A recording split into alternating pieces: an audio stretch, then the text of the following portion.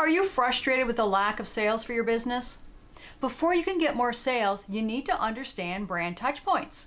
If you're not quite sure what touchpoints are for your brand or how they can persuade and influence opinions customers have about your business, then grab a drink. Because I want to make sure you've got a clear understanding of what they are and how to make them work smarter for your business. Hi, I'm Lisa Stewart, founder of Build Your Own Small Business and Build Your Own Money Message course. I help STEAM entrepreneurs like you build products that sell and change the world from their workbench. Touchpoints can be the branding workhorse for your business. If you apply them correctly, done right, they can maximize sales. In short, touchpoints are the various ways customers interact with your brand. It's the foundation of your customer experience. From visiting your website, handing them your business card, talking with you on the phone, and even as something as mundane as an invoice. It's those micro interactions that you can identify, create, and tweak to give your customers a much better experience. Regardless of whether you've got a brick and mortar or you do business exclusively online, customers experience your brand touchpoints throughout their shopping journey. A shopping journey, formerly known as the customer journey, are the connection points a customer has with your business brand as they consider a purchase. Those connection points, touch points, underscore the experience your customer feels before, during, and after their personal encounters with your brand. As you identify your business touch points, ask yourself, will it improve the customer experience? Will it delight them and inspire them to act? When I had my retail shop, I treated my shop as a luxury experience and my customers were special guests. I wanted my shop to be a destination for my customers. Designed with a particular fictional character in mind, every encounter with my brand had to be on point to meet their expectations. From the vintage style wooden sign that hung at the front, the powerful scent of leather that hit the nose as soon as they opened the door, the wood floors, deep red walls, black ceiling, spotlights made of retrofitted musical instruments, and Parisian music that streamed throughout the shop. My handcrafted leather products and gifts were luxury items, so it would only make sense to elevate them like you would see at a Prada flagship store in Soho. Certainly not hung on the racks like Goodwill. Walking into my shop instantly transported customers into another world. Each customer who visited said the same thing. I love your shop. I don't want to leave. I feel like I'm in Europe. That made my heart sing. Each of these touch points hits every sense. See, touch, smell, and hear. Oh yeah, sometimes I quietly offered wine to my most discerning customers, so that hits taste. Next, let's talk about the opportunity to differentiate. If you're just starting a new business, then you've got a head start toward crafting an intentional brand touchpoint. Anything your customer touches or experiences is a brand touchpoint. It's as simple as how you say hello and your warm personality that welcomes customer into your brand ecosphere. Say your shop. Remember that show Cheers, a sitcom of a bar-based scene set in Boston? Each time Woody answered the phone, it wasn't simply hello, it was cheers! That's differentiation. In my shop, the first thing I did was greet each and every customer. Welcome to my shop.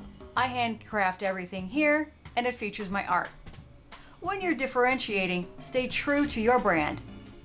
As I worked with clients on their brand values, I assist them in crafting copy and products to stay on brand. And staying on brand means remaining true to your base value. Base value starts with identifying whether you're fast, cheap, or good. The packaging, tags, signage, and in-person experience were all crafted to create a unique and memorable experience. In my copy, I referred to my products as treasures. My customers resonated with that term once they became aware of my shop. They fell in love with the treasures because they were exclusive, one-of-a-kind inventions.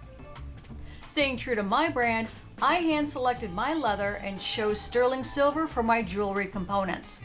Not a base metal, to build into the treasure. My base value of great informs the component quality I select for my hand-built treasures. Now, let's talk about making Touchpoints user-friendly. I strive to make my Touchpoints user-friendly, from saying hello the moment they walk in the door, to making them aware that I'm the designer and I'm approachable. They begin to feel at ease. Additional Touchpoints I intentionally put into play were having a mirror conveniently next to the checkout desk. This allows them to tuck their personal items behind the desk for temporary safekeeping as they try on handbags and other accessories. Having a gift registry that is accessible to their friends and family for easy purchasing, or surprising them with a free Calligraphy Pets fine art print with a purchase of $75 or more. All of these micro moments save them time, save them energy, and rewarded them with an unforgettable peak experience. These peak experiences flood the brain with dopamine and persuade them to buy and become regular customers. Intentional micro moments increased my sales. If you're a product developer, how can you take these ideas and make them your own? If your business is exclusively online, think about the journey your customer is taking. Your business needs to meet them where they're at. Think in terms of how much time they'll need to invest or commit at each stage of their buying journey. I view these as micro commitments.